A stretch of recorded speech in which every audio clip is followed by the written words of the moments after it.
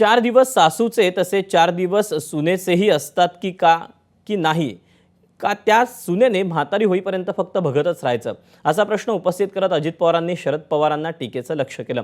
पुण्याच्या मावळ विधानसभेत विविध विकास कामांच्या लोकार्पण सोहळ्यात बोलत असताना अजित पवारांनी शरद पवारांवर टीका केली।